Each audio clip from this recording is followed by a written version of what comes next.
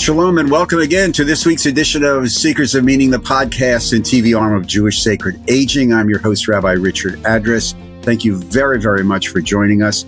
As you know, we want to explore issues on the impact of longevity on our families, our community, and our own lives.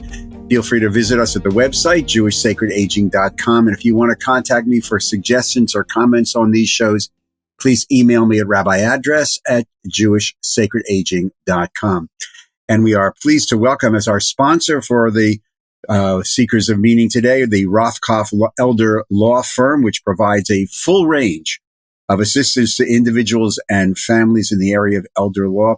You can contact them at rothkofflaw.com or at 877-475-1101. And speaking of Rothkoff Law, it is a great pleasure to welcome Chelsea Duckers to our Seekers of Meaning podcast and TV show today. Chelsea is at Rothkoff, full disclosure, and she is an elder care coordinator and end-of-life doula.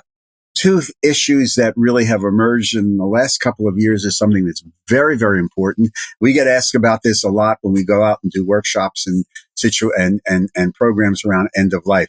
So we figure, you know something, let's talk about this. Chelsea, welcome. Welcome to Seekers of Meaning. How you doing? I'm good. Thank you so much for having me today. Oh, our pleasure. So an elder care coordinator. Why don't you just define that? What is an elder care coordinator? An elder care coordinator, like you said, I work with Rothkoff Law Group, and our focus is on what's called life care planning, the type of law that we do. So it's not necessarily what you think of when you think of an elder attorney. A lot of times that has to do with estate planning, doing documents. So we do those things, but so much more. So we really focus on the care side of things, and that's where the care coordinators come in. We have 6 geriatric care coordinators.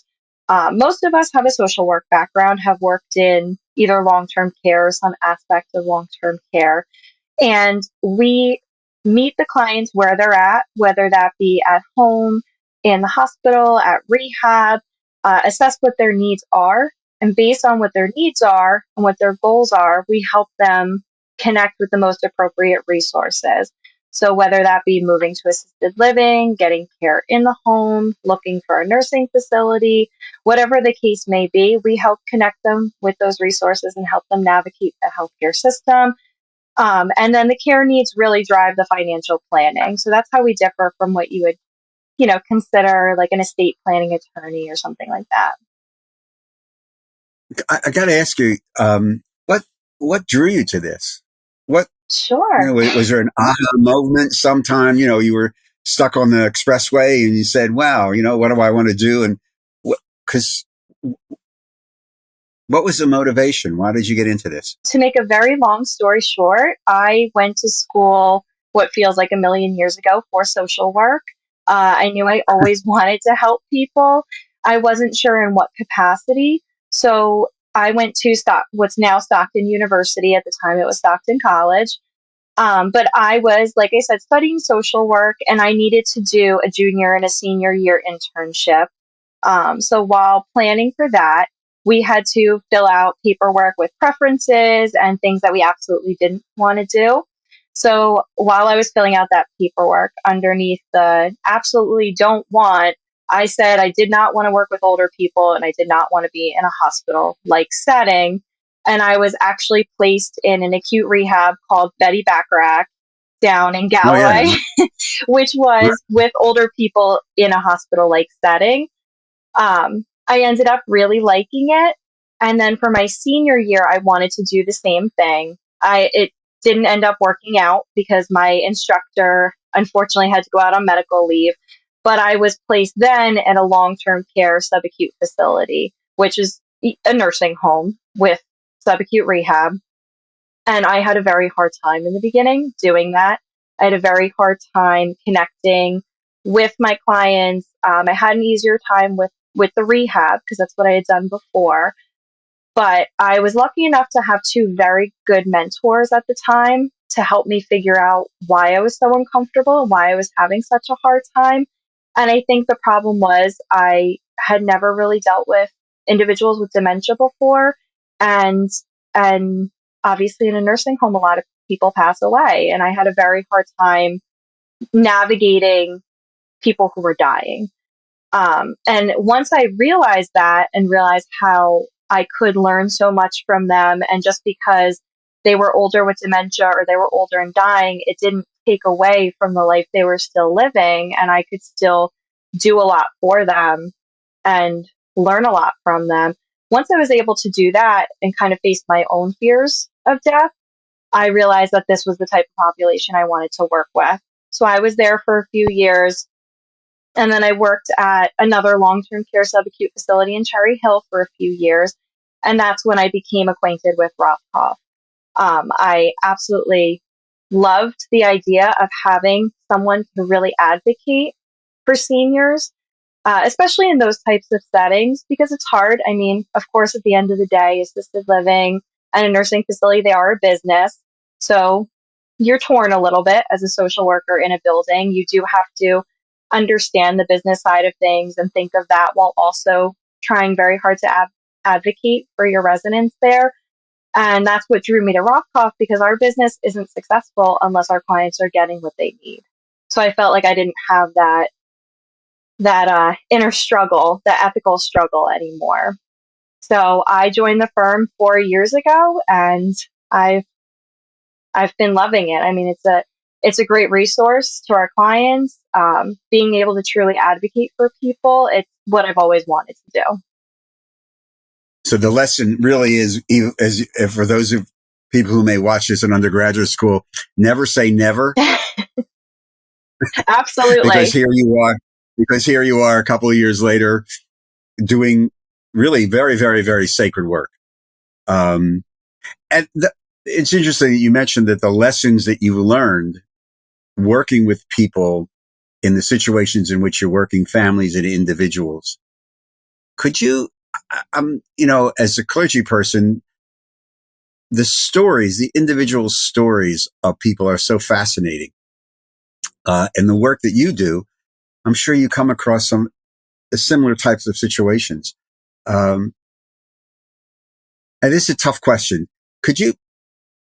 What's the one thing you've learned from working with this population? One big takeaway that I try to remember every day and change a little bit is that I think, unfortunately, as a society, we do a disservice to our older population. And I think with bringing light to that, and with talking about dementia, talking about death, talking about those hard things people want to avoid, those taboo topics, we can start to do a little bit better as a society and as a culture in the United States with just doing better for our older adults. I think a big part of why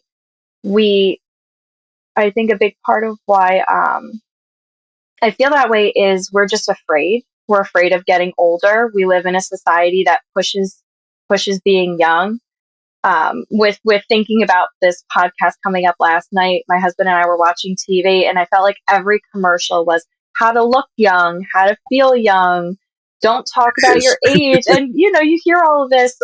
Don't ask a woman what her age is, or I don't know if you've seen these things. These are that are becoming very popular, but I'm 31 now, and a lot of my friends, when they turned 30, had like a death of their 20s party where it was almost like a funeral, where it's looked at so negatively to get older. Wait till they hit 50.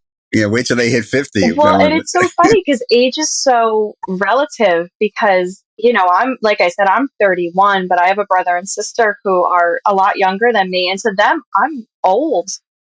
I'm like an adult, and I have a baby, and they're like, "Oh, you're old. You don't know anything anymore." But then I don't feel old, and I look at my clients, and they're, a lot of them, they don't consider themselves old. I can't tell you how many clients I have that are like, I'm in this assisted living. These are all old people. I have nothing in common with them. So it's all relative. Right. It is. That's a very, yes, you're right about the commercials, and it's a very valuable lesson to learn about.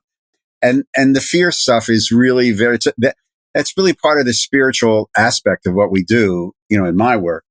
But there is a spiritual component about the fear, and it's a long story, not for right now, but you are correct. What are some of the most frequently asked questions when you're dealing with a family as elder care coordinator? Uh, can you just, off the top of your head, what are the top two or three that you always know that you're going to get asked? Of course, it depends on the situation and what their goals are. But I think a lot of questions that we get have to do with, there's a lot of questions, of course, around facilities, like looking into assisted living or nursing facilities. Um, and you always get these questions of, what's the best one? I want the best one. Um, and unfortunately, I think it's a hard truth when you have to explain that the healthcare system is very broken and a lot of facilities are still struggling, especially after the pandemic. I mean, they were struggling beforehand. Um, and then there's a lot of questions around, definitely surrounding death and what happens with hospice. There's a lot of questions about hospice. I don't think we as a country educate a lot on hospice.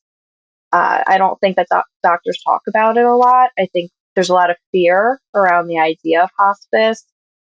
Um, but I think a lot of it depends on what their goals are and what the situation is.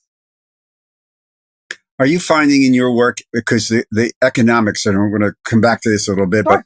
but the disparity in just the cost, let's just say when you work with a client that is going to go into assisted living,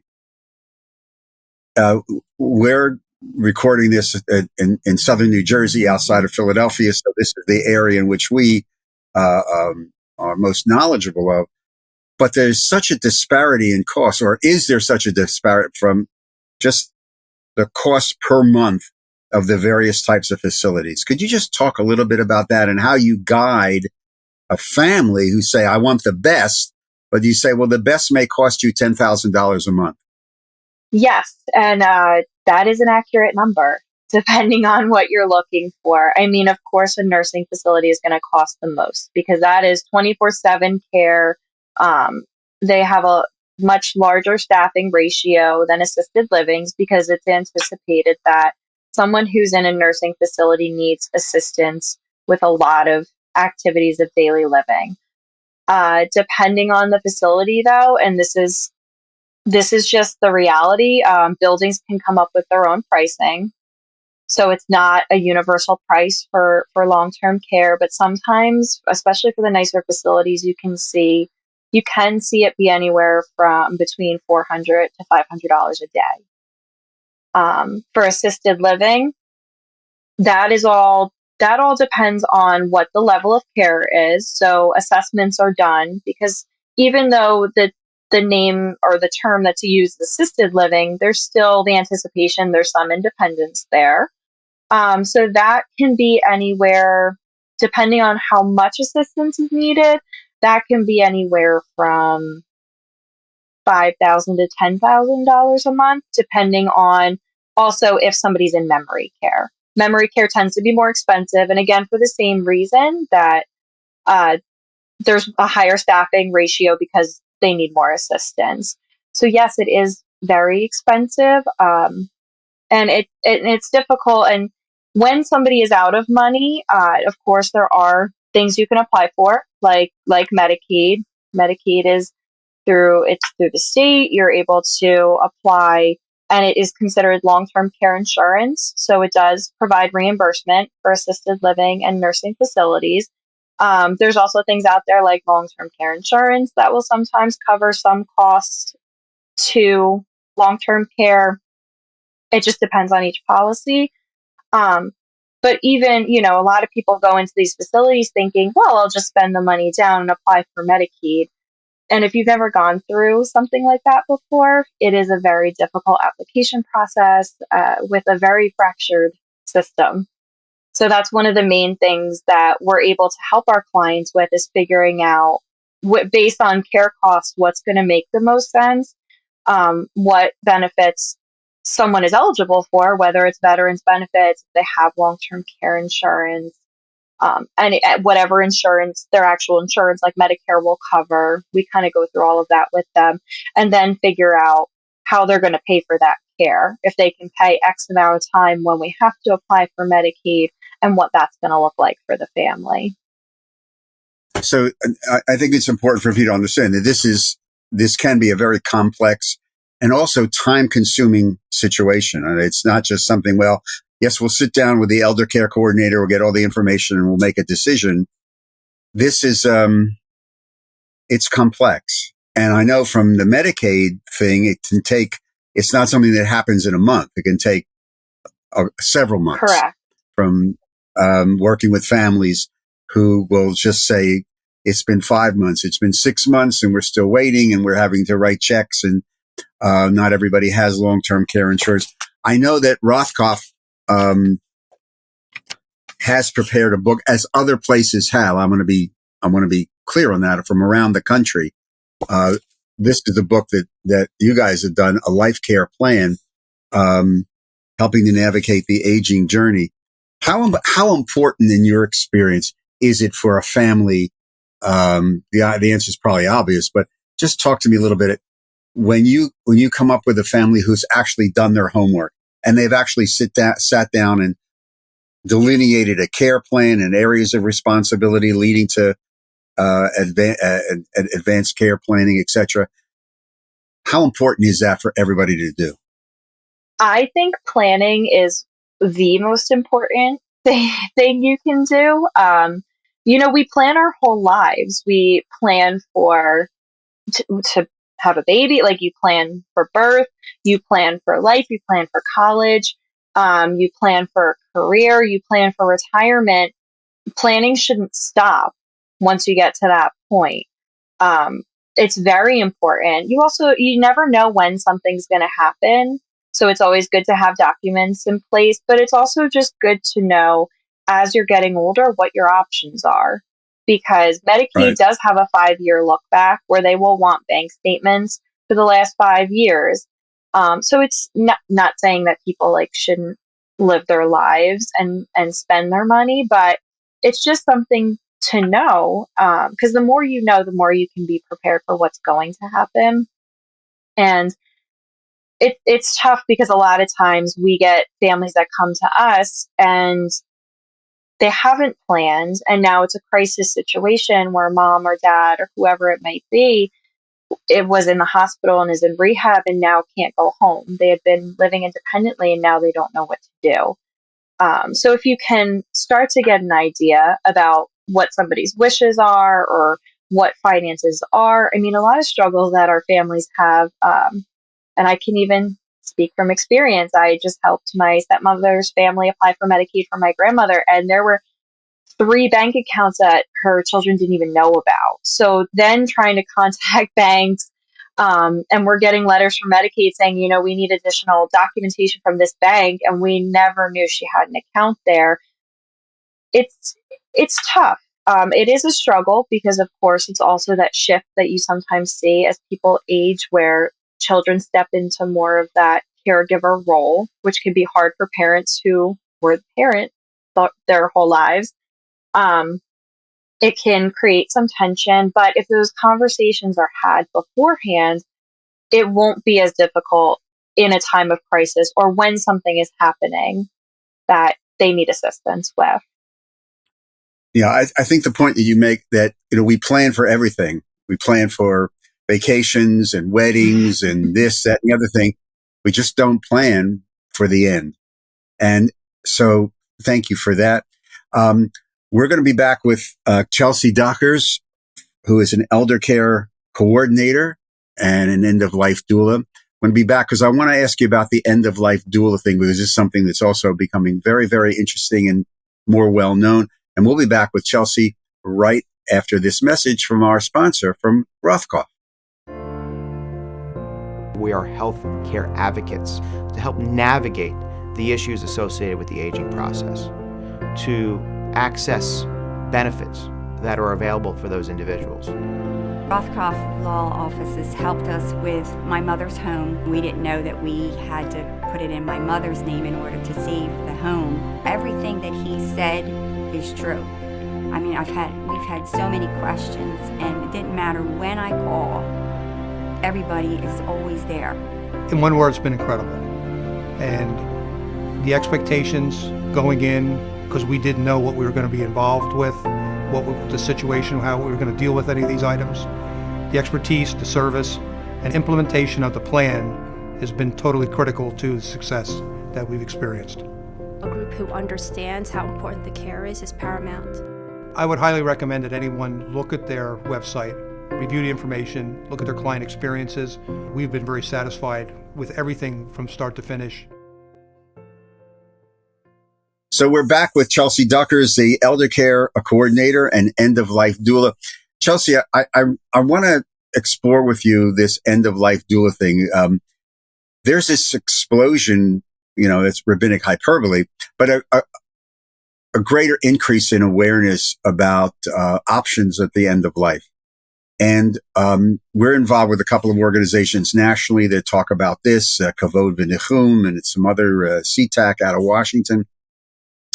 But the end-of-life doula is part of this increased awareness around death education and accompanying, which in our tradition, the accompanying of someone to the end is a mitzvah. It's one of the obligations which we're supposed to do. Talk to me about what is an end-of-life doula. Thank you for bringing this up. It's weird to say, but talking about death is one of my favorite topics right now. I like talking about it, and I'm hoping that talking about it more is going to normalize that. So an end-of-life doula can be considered very similar to a birthing doula. So anyone who's familiar with what a birthing doula is, it's a person who creates a relationship with someone who is pregnant, goes through that pregnancy journey with them, talks out different emotions, fears, helps them plan for the birth, talk through different options with that, because just like end of life, obviously, birth plans don't always go according to what we planned, exactly what we wanted. So going over what different options look like, being there for the birth, and then helping the mother with some postpartum tasks, such as caring for the child, and again, working through some emotions that can come up with that. So on the other end of the spectrum, an end-of-life doula is an individual who can create a relationship with somebody who has received a terminal diagnosis, help them through that journey, however they want that journey to look, help them deal with any unresolved feelings, fears, regrets, shame, help facilitate conversations with loved ones, ultimately come up with a plan, which is usually referred to as a vigil plan, depending on what the family wants. If they want the doula there at the actual end of life, they can sit vigil with the family and help them through that process. And then they would help the family or the loved ones. I'm sorry, I say family, but family is what you make it. So that's a loose term.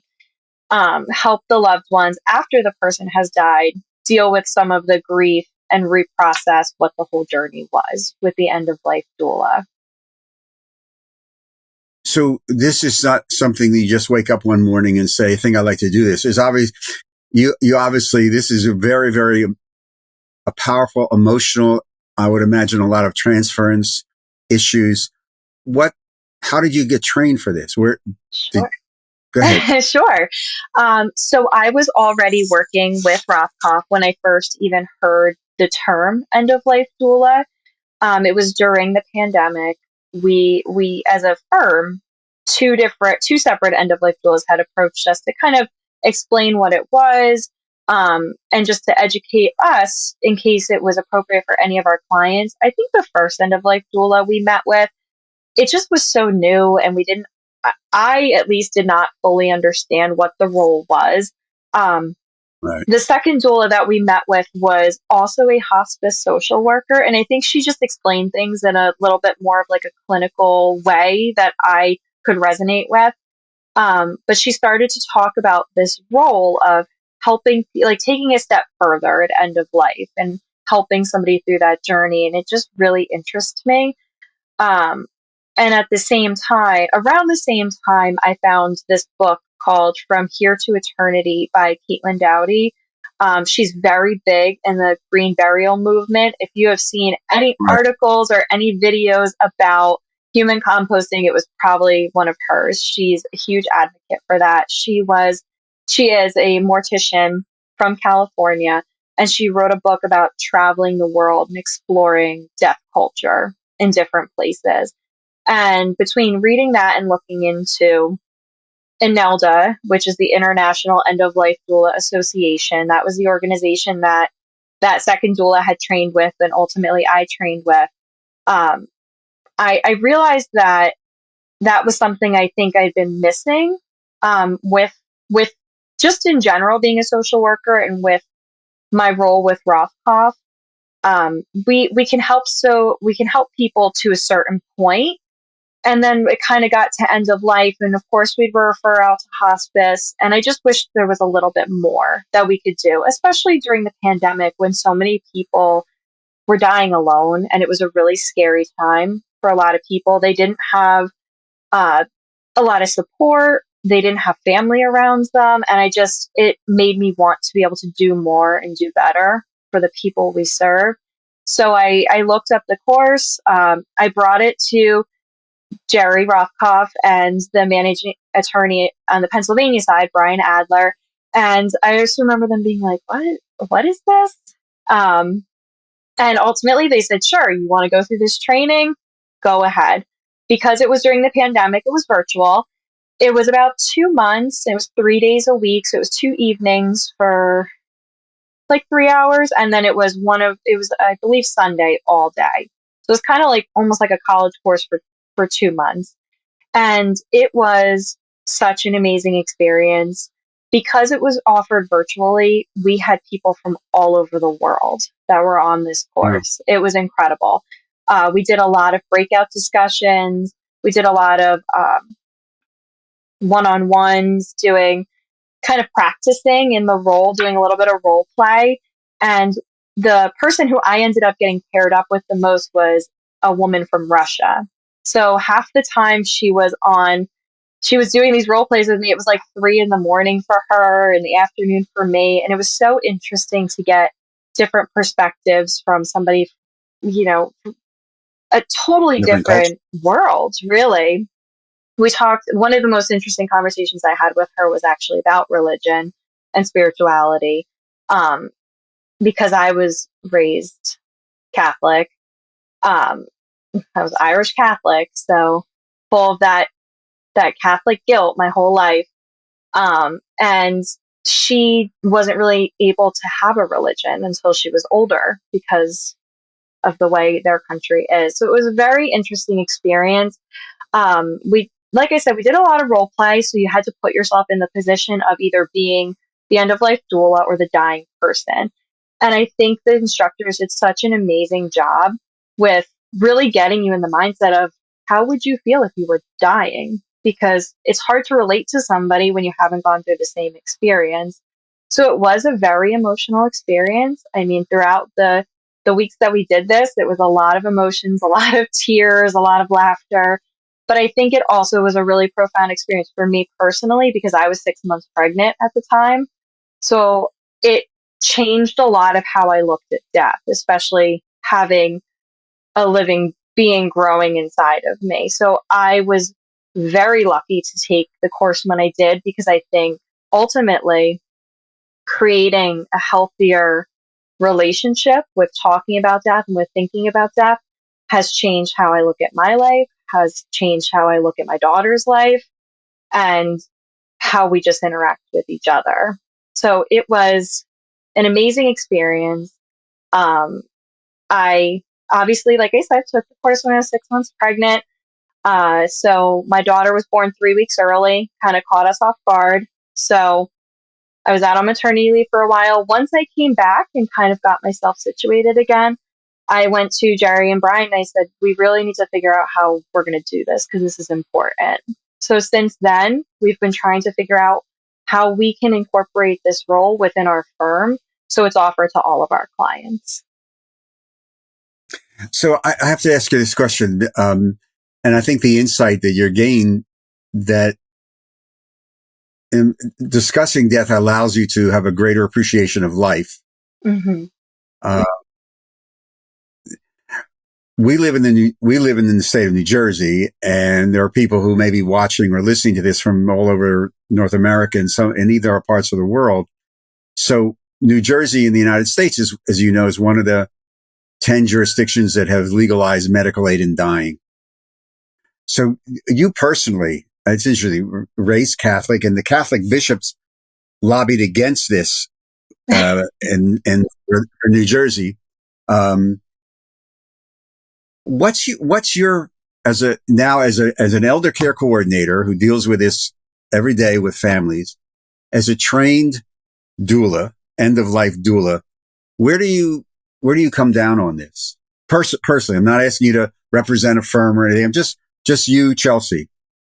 So, like I said, I was raised Catholic. I think, and this is, of course, just me, I think there's pros and cons to teachings of every religion. I don't think that as I got older, I think I don't totally agree with every single thing that I learned when I was younger and growing up. I mean, I think there's a lot of amazing teachings and a lot of great things you can learn from any religion.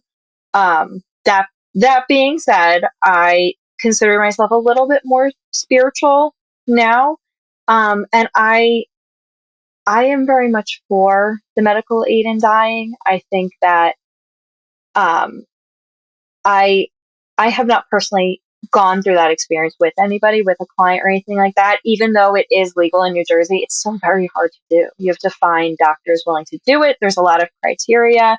But that is something that I hope we see be available to other states. I just think I think it should be an option.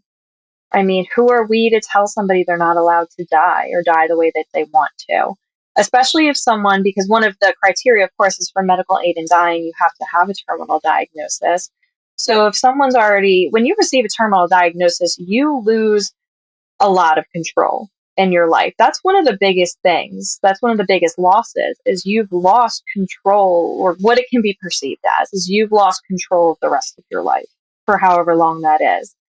And one of the main goals of an end-of-life doula is to give as much control back. That's why we encourage planning. That's why we encourage all of this work, because do it while you can and make this journey what you want it to be. And if that end result is going through the medical aid and dying, I think people should have that option. I think there's still some issues with medical aid and dying. You have to be able to self-administer. I mean, there's a lot of diagnoses where people can completely cognitively make that decision, but if they're not able to administer the medication, they can't do it. So I think it's good in theory. I think there's still some kinks that could potentially be worked out with it. But I think there's also a big fear, from at least I know from a Catholic and religious perspective, there's a big fear of it. People don't necessarily want to have that option. I just think if you already have this diagnosis, you should be able to do what you want with your life. Well, it's interesting.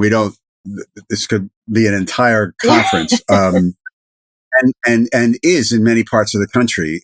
Actually, a couple of months ago, I just was involved in one of these things. But even in our tradition, there is a difference of opinion.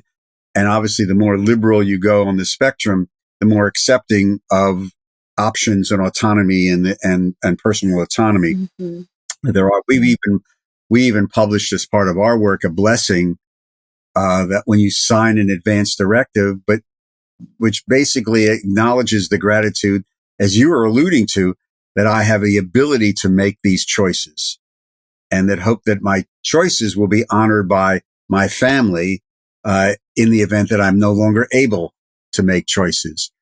Because it is a spiritual, everything you're talking about it from the legal perspective does have significant spiritual components. And I think what you've talked about and how you've learned this from your own training and experience is one of the great gifts that you no doubt give your clients. So I think that's wonderful. So I really appreciate this. I really appreciate your coming on and explaining to us, especially the not only end of life doula stuff, but the coordinator stuff. There's so much to learn. For example, just one more thing. I'm sure you get involved, and there may be some people who listening to this who say, well, my mom is in Boca Raton or Scottsdale, but I have to move her back to our area, this reverse migration. Mm-hmm. You also, as a coordinator, get involved with that, don't you? Yes, correct. We have a lot of people either moving from out of state back here, or they're here and their children are out of state. So we kind of deal with both sides of that, where, moving people back is always a little more challenging. It's doable. It takes a little bit more, but yes, I've had many clients we moved here. And then, like I said, we've had a lot of people that are here and they're alone. So their families will hire us because we are doing routine visits. We are doing routine check-ins. We're in constant contact with facilities that they're located at. And then we're reporting out. And I think that that's comforting, especially for people who live out of state, because, these facilities are great, but they're busy. They have a lot of people. Sometimes, families don't get the certain response times that they're looking for, or they just want somebody who's an unbiased third person who's going in, and they know that they're going in and reporting what they're seeing, or they're assisting with advocating for somebody. So, we just want to make sure our clients are getting the best care that is available to them, and that families feel like they are in the loop with what's going on. Yeah, I think it's really important for people who may be listening to this, and that a competent, really professional elder care firm like Rothkoff, if you're out of state, every rabbi, clergy person have had these conversations with members of the congregation. Who do I call? Mm-hmm. I can't get down to, Fort Lauderdale every day. My mom or my dad is alone. That you'll make those visits and report back. That's really, really important for peace of mind. That types of a community, because the loneliness factor, which is now exploding, goes a lot of different ways. Chelsea Duckers, Elder Care Coordinator, End of Life Doula. Thank you very, very much for sharing your journey. This is really a very lovely conversation, and I thank you very much. Now tell me real fast before we run out of time, how's the baby? She's good. She's 16 months and just running the house. So. Wait. The dog might not agree with me, but she's great. Yeah, you think she's running the house now? Wait. Yes, we're very lucky. Like I said, I think that one of the best things that ever happened to me was going through that course when I did, because it's given me such a different perspective on this time when she's young. And my husband and I feel like we're able to really appreciate it. So thank you for asking, and thank you for having me. I appreciate these conversations. Chelsea, great. Keep it up, and just stay safe and stay healthy, and continue the work that you're doing. It's sacred work. It really is. So to all of you, thank you very, very much again for joining us on today's edition of Seekers of Meaning, the podcast and TV arm of the Jewish Sacred Aging. Again, we want to thank our sponsor, the Rothkoff Elder Firm here in Southern New Jersey and also in Southeastern Pennsylvania. If you'd like to touch base with them, again, rothkofflaw.com, and the number is 877-475-1101. If you'd like to make a comment or a suggestion about future programs, just email me, Rabbi Address at jewishsacredaging.com. If you go to the website, jewishsacredaging.com, and you'd like to make a tax-free donation to help support our work, just go to the donate button, click on it, and follow the easy directions. Seekers of Meaning is produced at the Broadcast Center of Lubetka Media Companies here in beautiful Southern New Jersey, Cherry Hill.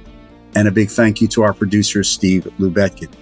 Again, thank you for joining us. I am your host, Rabbi Richard Address. I look forward to greeting you on our next Seekers of Meaning. In the meantime, stay safe, everybody. Stay healthy. Be kind to one another, because we really need that right now. Take care, and shalom.